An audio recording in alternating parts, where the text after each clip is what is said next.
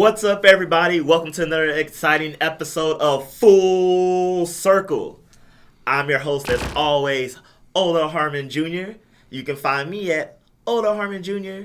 at Twitter, Facebook, Instagram, Life. And to my right, as always, is Jared Fradette. You can find me at all the same places at ToonVelo. We have another exciting episode for you today. We'll be discussing how the creator behind Castlevania thinks he can tackle Legend of Zelda. Yeah, I know. All right. We'll discuss. We'll discuss. Also, if you missed it, Super Smash Bros. Ultimate had its final Nintendo Direct, and boy, it was a doozy. Like, there's a lot to unpack there, and we're just going to unpack that all together. Right? And, of course, if you haven't heard, there's a game that's out, Red Dead Redemption 2. It's done pretty well. It's done well for itself. It does pretty well. It's going to do as well as episode 28. I didn't say episode 28 at the beginning, but hey, it's episode 28. Thank you for joining us. Yes. So, but let's go back. Legend of Zelda, Castlevania. So, the creator-producer behind it, Adi Shankar, with Fradette Studios. Remember Fradette? Fradette! No. Oh, okay. Never mind. You know, I'm really good with the nostalgia things. I just must have... What did they make? I don't remember. I just remember, isn't it the manhole, like, thing, and it goes Fradette in that cartoony voice? You know what? See, this is why I already know it's garbage. So I will keep talking about this while Odell looks this up. But, okay, so my problem with this is I don't think Castlevania is that like, the Netflix series. It's pretty boring. It takes forever to get anywhere, and then it cuts off arbitrarily in the middle. Like, the entire season 1, it's like, oh no, Dracula's gonna it was basically an extended movie. It was a movie in, like, 5 parts. And then season 2 is now released, and I use, again, that term season liberally because I did not know how to spell Fradette, people. I tried looking it up, and whatever I looked up was not Fradette. Or maybe it was. Well, do not search Fradette on the computer, is my short story answer here to everyone out there. Yeah. Oh my gosh. So, my point being here is that I do not have faith that he will produce a better version of Legend of Zelda than the one we already have. And I'm talking about, yes, the one where he says, he asked to excuse me, princess. Which, that's just iconic at this point. It's so bad it's good. Right? But let's be real. The Netflix series would be so bad, it's just the average bad. I guess I'll go in, grain of salt here. I had the exact same qualms for the new creator director behind Doctor Who, and I think that season is going pretty well so far. So who knows? Maybe I'll be delightfully surprised. Well, it's the same guy that made Castlevania, and like you said, Castlevania is just a long draw bore. And part of me is thinking, well, maybe if these were, the politics in Transylvanian times, that would be like this. But it's an action series. But The Legend of Zelda isn't as actiony as the Castlevania series, you can argue. There's a lot of... I feel like they're going to go the Renaissance fair route with it. The Game of Thrones route. Like, where it's just going to be...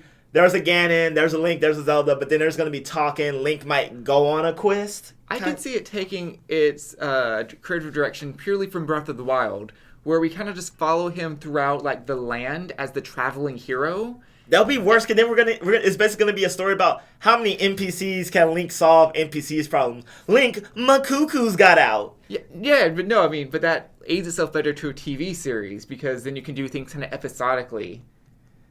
Or you can just have a whole bunch of misadventures. And, like, what I'm imagining is, like... Misadventures of Link. What I'm imagining is like, all right, Pokemon, the original series. What we all want to see is Ash battle gym leaders. Mm-hmm. So we all want to see Link take on a dungeon and fight a big monster boss, presumably. Or some cool thing in between. So in between these set pieces, if you will, TV set pieces, we're going to get the 30... however many episodes of Link chasing cuckoos, Link fell in a river, Link lost his shield to a Bobakin. No, I just got it. All right. We've said we wanted this already. it is the precursor to the Fall of Hyrule, right? That entire battle, just ongoing, all the champions, like taking down as many, watching Ganon possess the Guardians. That's too good of an idea, Jared. Of course, it's not going to be. Feel free to use it. That's gold. That's TV series gold right there. Jared, we have given these people gold week after week after week. What was it last week? We came up with what's that? What's Suicide Squad Take 2? Oh, we're not gonna use that. We come up with gold all the time on this show, and you producers aren't using it. Use it, steal it, so we can make a video about how you stole it, and then people come watch our stuff, and then we won't even trip. We won't even legally sue you. No, we will. We probably will. But we'll settle out of court. We'll make it nice and clean. Right? Take this gold. All I want is lots of money. That's all I want. I don't want to make a fuss. Exactly. And I'm not even talking about the movie's going to make hundreds of millions. We're asking for like $2 million a piece. Well, no, it'll be a series on Netflix again, like Castlevania. No, I meant like if the Suicide Squad people. Oh, yeah. right. Yeah. But Netflix has oodles of money. That's what I give every Tom, Dick, and Harry a show. Yeah, that's fair. I don't know. I'll again throw in a grain of salt here. I've never actually played the original Castlevania series. Oh, well, it's weird. Like, they call it Metroidvania, but Castlevania just took the Metroid formula, so it's still just... But yeah, it's like, if you ever played Metroid, it's the same thing. You go, you side-scroll, you backtrack. That unthinkable thing back in those days. You collect new items. I don't know. Well, what I guess I'm trying to say is, like, maybe it would be better for me, because they don't really delve into any of the mythos. They just like, here's this mysterious world, and now they're fighting and not talking about any of the things that's happening. And I'm like, well, Castlevania, like Metroid, like the mythos, like you got to seek out the mythos. This isn't just like, the story isn't like... Well, yeah, I mean, that makes sense for a game, but for a TV series... Oh, you're saying the TV series doesn't? Yeah. Oh, they just... Oh, well... Because, like, I'm here to be, like, have, like, knowledge and plot imparted on me. Instead, I get such gems as... They named me Alucard as the exact opposite of Dracula. Do you get it? Dracula backwards. Alucard. Do you get it? That was literally a line in season 2. And I'm like, well, to be fair, I didn't know that. But as far as writing goes, that's the equivalent of, you've made me mad, and now I'm going to storm off angrily while I'm mad. Here's the thing that pisses me off about this. One, they're making a video game show. Not because they love The Legend of Zelda. Well, he could, but ultimately not because they love The Legend of Zelda. It's just because it's like, people will watch this. Mm-hmm. It can suck and people will watch this. And we've already got the money. And the Legend of Zelda is one of the few series. There's so much freedom in the storytelling that you can pick a game and just retell that story. You can pick an in-between moment and make up a completely new story. You can even pick a game like, okay, not Majora's Mask. That's a very tightly knit. But most Zeldas are such open world, or they have such livable world. There we go. That there's so many characters that you can have intricate storytellings with, and I feel like that's the one part they will do, but they'll do it the wrong way. They'll pick like Agatha, and she would just be a main from Twilight Princess, the bug girl, for y'all don't remember. They'll pick Agatha, the bug girl, and she'll be like a central character and part of the story, and it's just like, we're not saying you couldn't have an episode. We're not saying you couldn't be a good returning character. Right. But to just be such a central part of the story would just be no. Like, if they want... The answer here, producers, is Malin. She's a side enough character, but also main enough to various plots. You could focus on her. That'd be, right, the girl of Lon Lon Ranch, that she has the crush on Link. Like, she appears enough times. See, I agree with you that she's iconic enough to be a good recurrent character, even to have a plot. But then I feel like, again, they would just run with it and be like, well, look, 6 episodes was spent resolving Malin's issues. Yay. Yeah. Oh, she has a crush on Link? That's clearly his love interest. No, we don't. He's a hero. We don't need a love interest here. They wouldn't even pick a good character like Midna. It would be like, you can have like an entire like half a season based on her and it still be good. That's true. Like, there's so much story there. The point is, y'all have everything you need to make this successful, and y'all won't. But something that is going to be highly successful. Dun, dun, dun, dun, dun, dun, dun, dun. Waving the flag. Can the I Smash get Bros. Flag. Can I get a Super Smash Bros. In your announcer voice? Super Smash Brothers Ultimate. Yeah, there it is. So, in case y'all didn't know, like I said, it was on Thursday. Point is, before this show is airing, Nintendo had its final Smash Direct that showcased all the fighters that are going to come with the base game. No Waluigi. But you know who did make it? Piranha Plant. Piranha Plant is going to be a fighter. Yes. One of the original Mario. His little feet bother me. Why? Because they only appear some of the time. Well, he's in a pot. Why doesn't the pot just hop around, period? Because it feels like a programming thing that they kind of cheated on. Like, no, I feel like there's been Piranha Plants that had little feet before. Okay. I know. It reminds me of, I just completely blanked, but there's some game where they couldn't figure out how to get you to move on a train really quickly. So what essentially they did was you get in a train and the train becomes an equipable hat and they make your character move at like 70 miles an hour. So just the perspective looks like you're in a train. I will look it up and post the picture above my face for this description. That sounds amazing. Yes. But yes, Piranha Plant is a playable character, and I'm 100% okay with this. Granted, the only character I feel was snubbed was Banjo-Kazooie, but they've announced post-launch 5 new characters that they're currently working on will be added to the game. We don't know who those characters are. I assume one's Banjo-Kazooie. I'm gonna say Spyro. Spyro? That would be a good one. Mostly because, like, you know, part of that'll be a good unexpected one, right? Probably someone from Xenoblade 2, maybe, right? Because there were several games that were announced like after they'd already started development that they admitted they couldn't put in because they'd already started. Yeah, so a Xenoblade character that's believable. One from 1 or 2, right? Well, I guess 2 because Shulk's in there, so yeah, right. Oh, I've seen 14 billion Infinity Wars outcome. Hurry before Thanos. I mean, the Master Hand snap. I mean, points. Disintegrates into a beam of destruction. Right. Oh, before we get into that, let's recap the Direct. Oh, right. Okay. So this is what happened. The Direct started off in typical fashion. It revealed Ken as a new fighter, Echo Fighter. I really like the Echo Fighter concept. That just saves so much space, and it doesn't feel like they're cheating. It's essentially a swappable skin, but they're still a new fighter because they're not just a photocopy. They have different nuances in their movesets. Their movements. Yeah, but they're still so close to the regular character, why call it a new character? Right. So yeah, Ken was announced as, the new Echo Fighter, and then a Cineroar, which makes sense as the Gen 8 fighter. I don't know why I didn't see that coming. It's so obvious now. Right. But I hate the Pokemon, but I think he meshes well in Smash. He does. Like they said, like all of his moves are based on like pro wrestling moves, so he's aids very well to a fighting game. Yeah. If I'm to complain about one thing, it's his HD remake. Like he either has like too much fur or too little fur texture. I don't know. It's just like that switch in like, the early 2000s where like all your favorite newscasters, you can now see their pores and how old they are. Yeah. It's like, ooh, let's Vaseline this a little bit. Oh, I mean, it's still in production, so you might get a nice little. Yeah.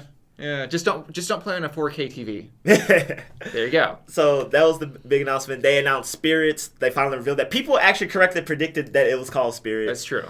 It's basically they got rid of trophies, so it's a fun way to collect all the characters instead of having they literally said they can't program millions of trophies. So I really like this feature because I actually never liked collecting trophies. I don't know why. It felt sort of like a futile effort. Especially since we now have the real life trophies called the Amiibos. Right. Which are literally the same models that they use for the trophy. So it makes sense. It's fun. I get it. So you can have every character in Xenoverse without making a trophy for them. It's a quirky little mode where you fight for spirits under random conditions. Mm-hmm. And then, the more even you make a fight. And then once you win the spirits, you can collect them character to boost defenses. They're basically like challenge. It's like a quirky challenge mode with a fun collector card element. Right, but then you can use those further for your future fights, which any of the spirits that you collect can then be powered. Right, so it's not just. My big takeaway from this Smash Final Direct, as we've seen now, the big picture of this very big game, is that it's a much more integrated, complete game than any other Smash has been before. Like, it is literally the ultimate the Smash. ultimate, right? Like I've never played online before because I'm like, who cares about my ranking? But it's like, oh no, now your online like rewards can use to be fund other spirit modes, which can then be used to like fund your fighting mode, and it just keeps going. Yeah, and I like it because it's in depth enough for people who like it. It wasn't a throwaway. But for someone like me who would probably just go it just to do it, just to get the little nuances that I want, like, it won't ruin, it can only enhance someone's experiences. Right. But it can't ruin it. And before we get to the bigger reveals, like you said, so the new online mode, I'm not sure if I'm a fan of it. I kind of like the for glory, for play, but now that like I'm thinking about it, maybe it is better. It's kind of just, it's twerking, do you want 1 stock, do you want 2 stock, you want 3 stock? It's tweaking the rules, essentially taking, the rules like you do before you play someone, items, no items, all that. Right. And it's like you just tweak that, and then people with similar mindsets, you get to play together. And I still wasn't a fan until it says, once you get good enough, you reach a certain tier, you unlock a new mode that's like for serious. So it's almost saying like you have to play for fun for a while, So my question with this is, so you unlock this mode, but if you fall from grace, is the mode locked up again? I don't think you can fall from grace. Okay. I think like once it's unlocked, it's like you could just be at the bottom. Congratulations, you're the worst for the best. So essentially, you can play with the standard no items, flat surfaces, 2-3 stock rules, and it will match you with someone with like-mindedness that's closer to for compatibility. It sounds like a huge mess of an algorithm, but right, it's like almost like the FedEx UPS things, like, yeah, just predict the fastest route. And it's like, well, there's literally infinite routes you can take, so don't calculate all of them, for the love of God. Just quickly, region match people, and then quickly, okay, you're like 50% compatible, go. Yeah. And they recommend using a landline. Which, you know what, I will. I think I still have my one for the Wii. I have to find it. If not, they're like $10. Right? Yeah, they're not that expensive. And mine's next to my router anyway, so just the shortest cable. Yeah. Oh, but yeah, once you win enough matches in your global rank, and I like that your global rank, like, it's character based. So like, oh my gosh, that makes sense. So like, this character could be ranked higher than this character, and if it's a character you never use, they automatically assign it your highest rank until you play with them. Speaking of algorithms, right? I also enjoy that it's like, hey, based on how you've played, we predict that you'll rank this high with this character. I'm like, wow, you are giving us again just more than we've ever asked for. Yeah. I need to stop saying yeah. It's like my third time. Yeah. Yeah. But once you reach some global tier that figures you're a serious fighter, you unlock the serious fighter mode, and I like that. Because then you could just go to that mode. Didn't they say that Nintendo would actually be monitoring the highest level as well? I think so, because they're not ranking you. They're not ranking you. You're number one. They're ranking you. You're within the percentiles of players that will be like 1 to 50 or something like that. Right. Well, I guess what I'm trying to get at here, this will be really interesting again, right? For any of the future Smash competitions, Nintendo can just literally hand over the data. Yeah, here's the best people, instead of having to like.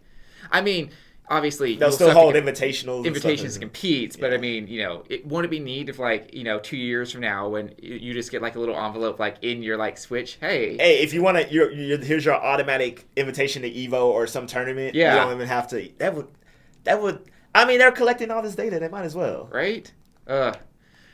And the biggest announcement was, so everyone thought Spirits mode was basically like a quasi adventure mode, which I also thought. And that really bummed me out. I won't lie to you. I was just like, man, not saying a good fighting game needs an adventure mode, but after the original with the whole Master Hand thing, and then the pixelated things in Melee, I forgot what they were called.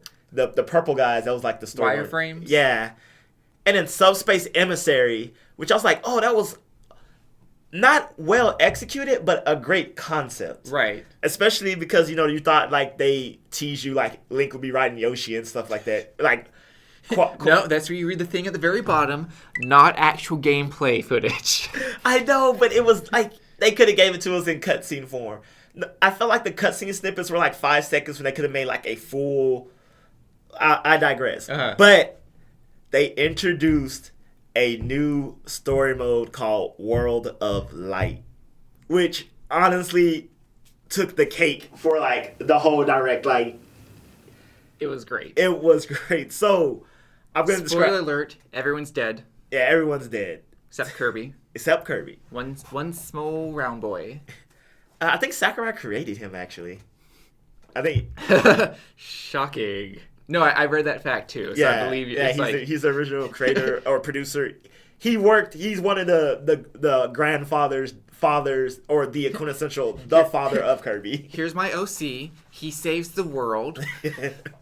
So what happens is you're granted this great picture of all the Smash characters with Fox at the helm pointing his gun at an army of master hands coming for them, which honestly I think is a great antagonist for the series. Yes. Like even the parallel, like he's the thing that gave you life, and also like he can take it away. Yeah. And there's an army of master's hands, and they're being led by an angelic seraph thing. Yeah, like let's just call it, some angelic but really demonic thing. And it's funny because Marth goes, "Oh, we're just gonna need to take out about 10." Duh. And then Zelda, surprisingly, with her voice acting, which was a better voice actor, you knew where I was going. I know. She and her one. No. She could have just had the Breath of the Wild thing. I forget what her line is. Oh, we can totally do it, Link. That's it. That's Breath of the Wild, Zelda. I don't know if I'll ever be able to pray hard enough. The gods haven't answered me. She's almost worse than Mintha. Ooh, that was At least she projects more than Mintha. Yes, and her one line of hold steadfast, everybody, was delivered with more grace, elegancy, and conviction, urgency, leadership. Yes, then get her to. But they're different. They're different versions of the princess. That they're is at different true. points in their life. That is true. Yeah, she's somehow magically the original version of the princess. One of the right. I said I don't think she's the original, but she's like the Link to the Past one. Yeah, her style is quintessentially original. 80s, 90s Zelda. Yeah. Well, anyway. Excuse me, princess. So, everyone's gearing up for battle, I guess, to each, manhandle 10 master hands apiece. Like, that's easy. There we go. We'll just do it. Shulk has a vision. They keep making the comparisons to Infinity Wars, and they're there, but Shulk can see into the future legitimately, and he sees, like, them getting decimated, and he turns around, like, presumably to get ready to tell everyone, like, abort mission, abort, we cannot win. So the master's hands like disintegrate and like reveal they're just massive realm of energy, and they basically disembodied beings of energy. Yeah, you start seeing all these beams go, and like they hit the characters, like they literally obliterate whatever they touch. And you see, you see some characters go on the offensive, like Link, he's all like ching ching, block, perfect block, sing, and then the next one gets him. And you see, like, I love it. Zelda and Mewtwo both do that reflect to no avail. And the other characters do, like, kooky things. Like, I love how Captain Falcon is, like, trying to get in his racer. It gets obliterated. Sonic and Pikachu, they're taking off running. Sonic only did not run it because he tried to save Pikachu. He did. I saw an article today, I haven't read it yet, that said Sonic trying to save Pikachu is the most devastating thing I've ever seen in my life. Yeah. Come on, little buddy. And so you see everyone, and at this point, everyone's trying to in his box. Yes, I saw a GIF. I think Samuel Claver tweeted. It was just like, it's like me trying to hide from 2018. It's just Snake in the box, and just Snake tries to hide from the bee, which actually is not a bad idea. I really thought the Inklings might be able to like hide in the little inkwell. It took like the ground with it too. Yeah, it's like nope, that's no problem for us. Just demo this. And so, like we said, Kirby is inevitably is the only one to survive. But I like how they did it because it is the warp star. It's like any spaceship. He hit 88 miles per hour and warps. Yeah, Kirby, like any ship, it hits whatever speed it needs to hit to make its light speed jump. Mm-hmm. And so that was really well. One, the fan service in that was immaculate. It was even in everyone's attempt to escape. They did it in their own way. Some were funny, some were serious, and some were in between. Right. And I'll say, we're joking about, Kirby being his OC, but it kind of makes sense for the adventure mode. It's like, okay, this character can absorb the other characters and start saving them. Yeah. Like, you're like, at least in my mind, that's what it kind of makes sense. Like, he could technically be the embodiment of all characters based on his power. Yes. And like I would say, like how he escaped was very in his realm of possibility. And he's out of the original 8, because, you know, one of the originals has to be the one that started off. Who else the better escape? True. Not Mario. Yeah. And so now that everyone's been captured, so they weren't destroyed, their essence was literally captured. And their spirits. Their spirits. That's how it actually led into what spirit mode. So not only was they destroyed, but literally the entire world. So all of the characters from their respective world were also obliterated. Mm-hmm. But the main fighters, they were taken control, and their essence was turned into the trophies. And thus, you know, became the new pawns for Master Hand to play with. Like, it works on so many levels. And then you go on an adventure mode where, like, there's a world of light. The world of light has now been destroyed, you know, covered in darkness. And originally Kirby is going around fighting the characters, restoring them, and then thus, you know, they go. And it looks like if that was a game on its own with nothing else, it seemed like that would actually just be a good game. Right? I can get behind this plot. I can get behind this premise. I know I sound uber excited. I know some because people... you are. Because we are. I know some people weren't, but I cannot lie. Before that World of Light thing, I was just like, this was solid. You know, I look forward. I am still excited for this game. And at the end of the day, if you just hate everything else beforehand, you can't complain because you just have another Smash. Yeah, you can just play. You have a solid fighting game. That's it. That's all what it's supposed to be. That's all you secretly want, and you know it. But after that, like, the hype train ride, I, like, shoved the old lady out my way. I kicked the child and was like, all aboard. Woo woo. Yes. So that's going to be incredibly successful for Nintendo. But there's also something else that's incredibly successful. Red Dead Redemption that I can't play because I only have a Switch. And womp womp. I know. Give us more third-party things, Nintendo. That's your one failing. You didn't hear it from us, but you know, there is a good Rockstar game coming to the Switch fairly soon. Oh. I mean, if they announced that, like, then I didn't know, but you didn't know that. Yeah, so Red Dead Redemption 2, if you haven't heard about it, it's the best thing since sliced bread. Like, we invented sliced bread. A whole bunch of human history that really doesn't matter happened. Mm-hmm. And then Red Dead... Whoa. Betty White was born. Oh, okay. We invented sliced bread. Oh, correction. Betty White, America's national treasure, was born, who is literally older than sliced bread. We are not making fun of that woman. She is an angel. We do not deserve her. She's our golden girl. Ding. But, so, Betty White was born. The invention of sliced bread. Quite literally. Not people look this up. Some things that don't matter. Some things that don't matter. And then Red Dead Redemption. Yeah, Red Dead Redemption 2. Right. So, if you didn't know, it broke a couple of records. Mm-hmm. Like, I don't know. And I quote, it set the record for largest ever pre-orders, the largest first day sales, and the largest sales for the first 3 days on the PlayStation Network, according to Sony. And it broke another record. It became the second highest grossing piece of entertainment since Grand Theft Auto 5. So Grand Theft Auto 5... Red Dead Redemption 2. Red Dead Redemption 2. And then what, Titanic? I don't know, something that Titanic, Avatar, the movie. So we're talking entertainment. And we're not talking about video games. We're talking about movies, comics, books. I don't know. Audiobooks. Marionette shows. The theater. Yeah, so so people, here it is. The next top selling piece of entertainment of all time is number 1 spot, video game. Number 2 spot, video game. So the next time by what, like a margin of $1 billion, like a huge margin. We're talking about 1, 2, and then like a giant margin, Titanic or something. Right. So once again, people ask you, why do you play video games? Why is this fun? Why do people do these things? Isn't it for babies? Isn't it just a waste of time? Like if you're trying to get a job in there, like, oh, that's just for kids. There is money to be made in this industry. Well, since we're talking about the Old West, I believe the term is, there's gold in them there hills. Yes. And by gold, I mean video games. And by video games, I mean gold. And by gold, I mean lots of money. If you weren't sure. If you weren't understanding the analogy, the symbolism there. Mm-hmm. The subtleties. Yeah.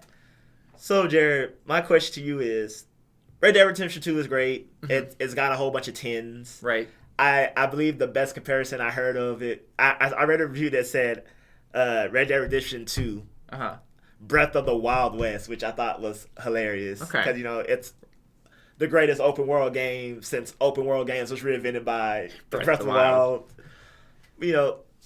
So even with all the glitches. Yes, there are glitches.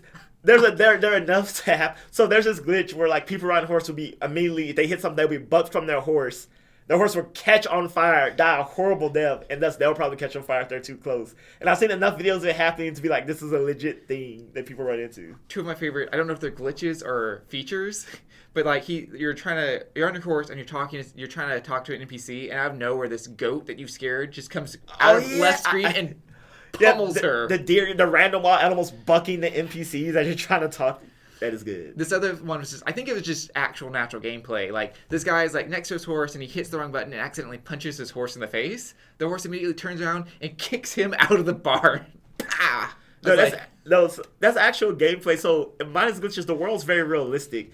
Like, if you're dirty, people will comment on it. Mm-hmm. Like, if you leave your hat somewhere, there it will stay. If you kill a Nazi or a KKK member, you get good points.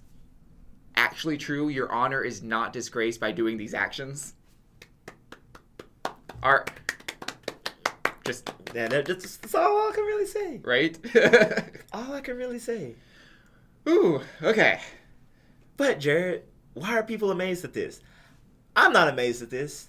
One, because Red Dead Redemption 2 was, like, people were already ready to sell their soul and the game wasn't even out. So, I'm surprised that this game did this, but I'm not surprised a game did this. Right. Okay. I don't know. People just don't take video games seriously for some strange reason. I feel like it's old people with their canes scared of the future, being like, we had horse and buggy, I'm not using the car. Mm-hmm. And I feel like video games is just the natural progression of entertainment, and they just don't want to accept it. Like, it somehow loses its merit for being a video game. It doesn't have any artistic value because it doesn't. Which I feel like people felt that way about movies, but I feel like they didn't feel that way about movies for long. I know they did. Like, people were like, ew. I mean, they definitely thought that about television as well. It's gonna end everything. It's gonna be terrible. Yeah, I don't know. Maybe they just have this weird thing. It's children do it. It's childish. I refuse to do it because why would I do it? I don't know. People are people. People are people. But you people out there are great people. And remember, we've talked about swag bags before. We're not going to mention the classic NSA SNES. Watch that up. Super SNES. Super SNES. Super SNES. But we have here also with the SNES other things you get from our 250 level giveaway. The swag bag. So look at these. Follow. Get other people to follow. It's going to be great. Some fun thing that's not pictured here that you can see. There's some things hidden around here that you'll win. Mm-hmm. The swag bag has collectibles from E3s like pins, and I'm talking about like exclusively to that con pin. Mm-hmm. Things like Halo disc drives, card games, headsets, collectibles, vinyls, pins, some shirts, some hats, some actual totes. They say the bags themselves. Yeah, so there's some good stuff in there, people. Right. So that was all we have for today's episode. We think Red Dead Redemption is doing great. We think all video games are great. Yes. We think the video game Smash Bros. Ultimate will be mega great. And I really, really hope The Legend of Zelda doesn't suck. It probably will, though. Well, I hope it sucks so bad we can at least find enjoyment out of it. Right? Whole new set of memes from it. So, as always, I'm one of the hosts, Jared Fradette. You can find me at ToonVelo. And I am your other gracious host, Older Harmon Jr. You can find me at Older Harmon Jr. Thank you for joining us as always. Remember, you can watch us on YouTube, which you're doing now, or you can listen to us on iTunes, Google Play, SoundCloud, or any of your other favorite podcast services. Share it, subscribe it, like it, do whatever you want. And if you don't, that's fine too. We do not need your validation. But we do appreciate your support. Everybody have a great week.